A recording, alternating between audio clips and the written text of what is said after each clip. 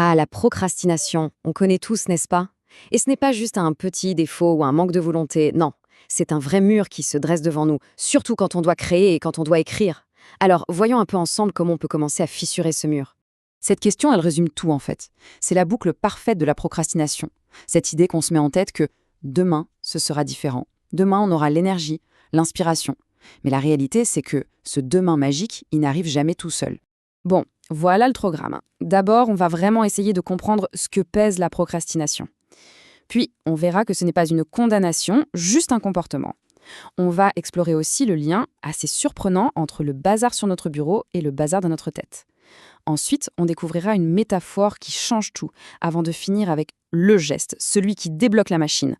Allez, on attaque le cœur du sujet. Parce que procrastiner, c'est tellement plus que de juste remettre un truc à plus tard. C'est une sorte d'immobilisme, de stagnation qui nous paralyse de l'intérieur. Ce qui est fort avec cette idée de surplace intellectuelle, c'est que ça met le doigt sur le petit mensonge qu'on se raconte à soi-même. On se dit « non, non, je réfléchis, je laisse le projet mûrir », mais en vérité, le moteur est coupé. On est à l'arrêt total. C'est le vide créatif qui se déguise en réflexion intense. Ok, donc si on est à l'arrêt, comment on redémarre? La super nouvelle, c'est que ce n'est pas gravé dans le marbre. Ce n'est pas notre destin, c'est un comportement. Et si c'est un comportement, ça veut dire qu'on peut le comprendre et donc qu'on peut le changer. Souvent, les causes sont bien cachées sous la surface. Ça peut être l'anxiété, la peur de ne pas être à la hauteur, ou alors cet ennemi redoutable de toute création, le perfectionnisme. Ce ne sont pas des défauts, attention, ce sont plutôt des signaux, des choses à écouter. Prenons justement le perfectionnisme. Parfois, il prend une forme très concrète, presque sournoise, la hantise de la faute d'orthographe.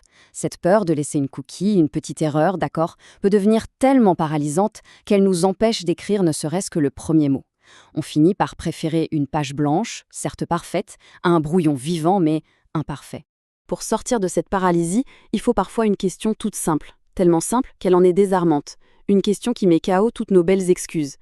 Et la réponse, elle est là, évidente. Rien. On n'a absolument rien à perdre. C'est bien la preuve que la seule chose qu'on risque en n'essayant pas, c'est de perdre une occasion. L'unique véritable obstacle, c'est la peur. Et cette paralysie dans la tête, elle a une complice, une alliée qui s'installe discrètement, le désordre physique.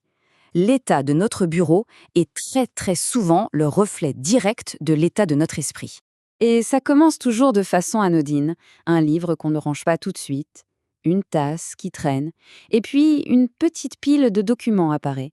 Et sans même qu'on s'en aperçoive, notre espace de travail, qui est aussi notre espace de pensée, devient saturé. Il est comme asphyxié.